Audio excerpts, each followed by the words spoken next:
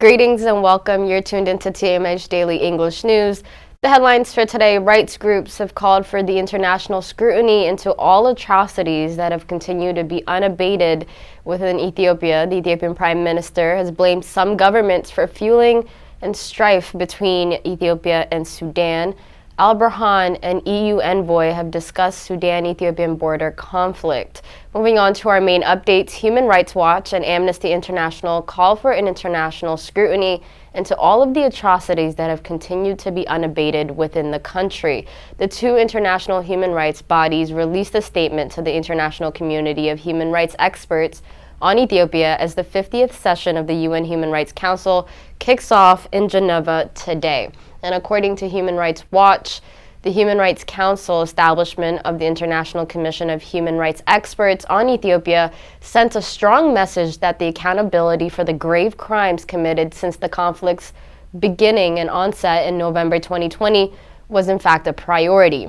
The statement stated warring parties have carried out widespread humanitarian law and laws of war violations, including massacres, sexual violence, deliberate attacks on aid workers, and the pillage of civilian infrastructure as well. It said abuses are ongoing for 1 year now. The Ethiopian government have effectively besieged Tigrai, as the statement noted, while some supplies, notably food, have trickled into the region's capital since the declaration of the humanitarian truce, and the access to other supplies such as fuel remains extremely limited.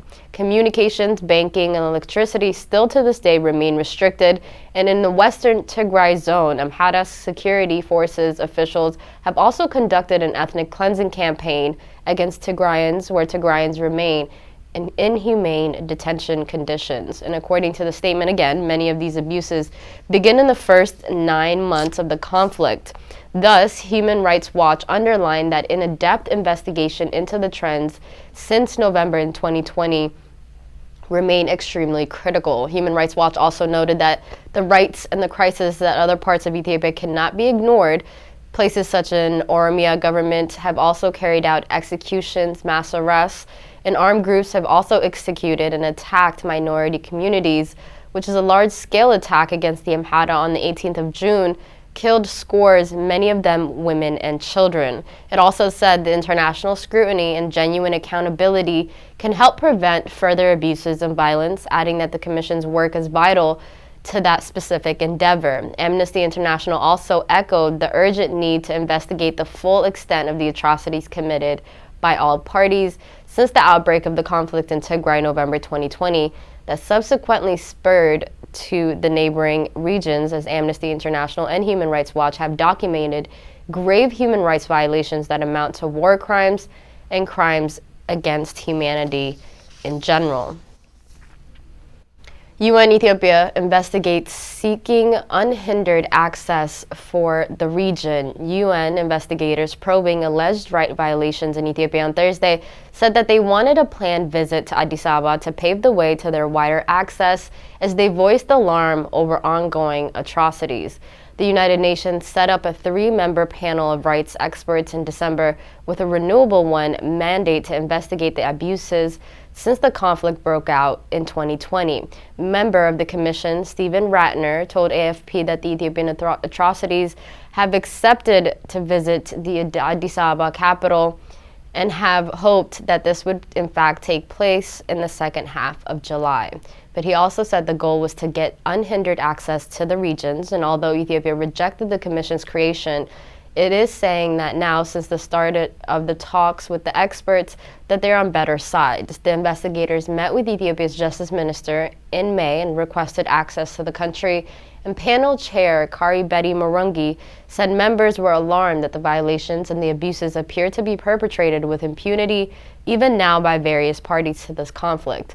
The commission emphasizes the responsibility of the government of Ethiopia to bring an end to such violations on its territory and bring those responsible to justice. In Tigray, an untold number of people have died in region as well as the neighboring regions of Afar and Amhara, and millions are also in the grip of humanitarian crisis, with many in Tigray on the brink of famine, as well as regions without basic services such as electricity and communications as well. The Ethiopian army says gunmen killed 338 people in the Oromia region in June last week, and the Prime Minister's spokeswoman on Tuesday said the number of victims identified so far stands at 338 people. Ethnic Oromos, Amharas, Gumus were also among the victims, she said, accusing the Oromo Liberation Army for the responsibility of the attack. The group has previously denied involvement and called for an independent investigation, and some analysts say that Abiy Ahmed's government is likely behind the attack as he is desperate to revive the waning support of the Amhara by stoking their hate against the Oromo Liberation Army.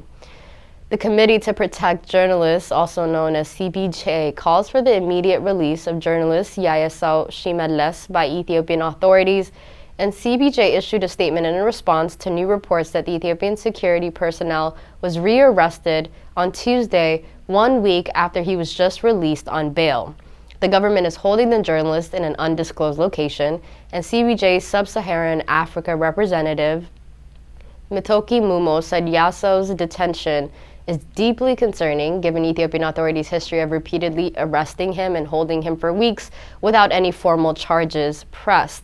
Authorities should immediately disclose his whereabouts and state their case against him or in fact release him without any charge. CPJ also asked the Ethiopian authorities to stop using the judicial system as a tool to punish journalists whose reporting does not align with the government's narrative.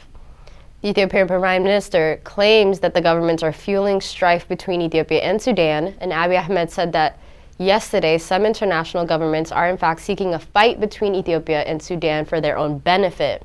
The Ethiopian Prime Minister, however, did not specify which or who were responsible for fueling this conflict, saying whether they are governments or others, these parties will not reap any benefit from fueling strife between our two people. His remarks came following a recent escalation between the two countries after the Sudanese army vowed to respond to Ethiopia's execution of 7 of its soldiers that was reported last week. Al-Burhan, an EU envoy, discussed Sudan-Ethiopia's border conflict, and the head of Sudan's Transitional Sovereignty Council, General Abdullah Fattah al-Burhan, on Tuesday met with the EU envoy for the Horn of Africa, Annette Weber, in the capital of Sudan, Khartoum. Sudan News Agency reported that during the meeting, al-Burhan acknowledged the role of the EU and its members in facilitating the Sudanese dialogue between Ethiopia and Sudan. That concludes our news for today. Thank you so much for tuning in. Bye-bye.